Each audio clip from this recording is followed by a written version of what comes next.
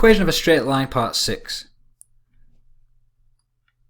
We're going to be rearranging an equation of the straight line to show the gradient and the y-intercept, and we're then going to sketch a straight line showing the x and y intercepts. So let's take an example. Sketch the straight line of the equation 4y plus 2x equals 20, showing where the line crosses the x and y axis. Now this is something you would just do on a plain bit of paper. You get a ruler and you draw your axes.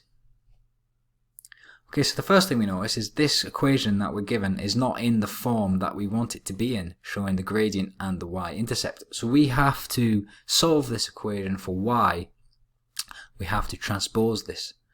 So let's take this equation, and what we want to do is get y on its own. First thing, we're going to subtract 2x from both sides. And now these two x's cancel out.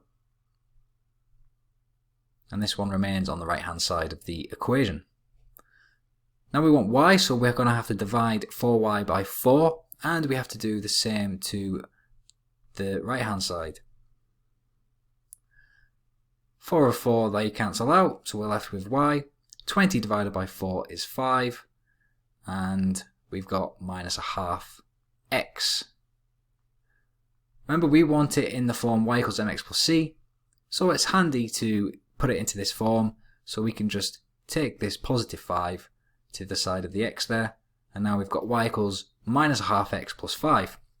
This is the form we want it in. Okay, so now we've got our axes, now we've got our equation, and now we just want to show the y-intercept and the x-intercept and connect a straight line through them. So first of all, let us look at the y-intercept. So where does it cross the y-axis? Well, we're given this as 5, so when x is 0, y is 5, so we can go ahead and put a point in a reasonable place on the y-axis, and we can mark it with 0, 5. Next we have to find the x-intercept. So where does it cross the x-axis? For this we need to do a bit of shuffling again. So when y is 0, what is x? That's how we could frame this question. So what we can do is we can take this equation and we can set it to 0. So we can set y as being 0. So 0 equals minus half x plus 5. And now we're going to solve for x. First thing we can do here is we can subtract 5 from both sides. These 5's cancel. So what we're left with is minus 5 equals minus a half x.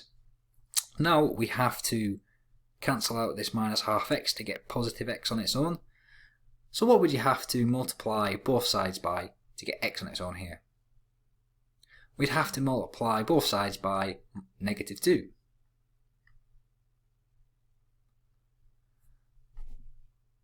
Because now we've got minus 2 over minus 2, and they will cancel out.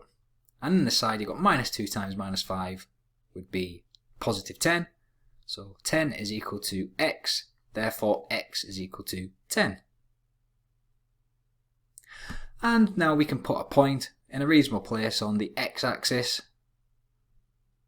and mark it with the coordinates 10, 0.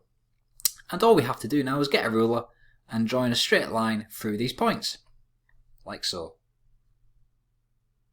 And that is the answer to the question.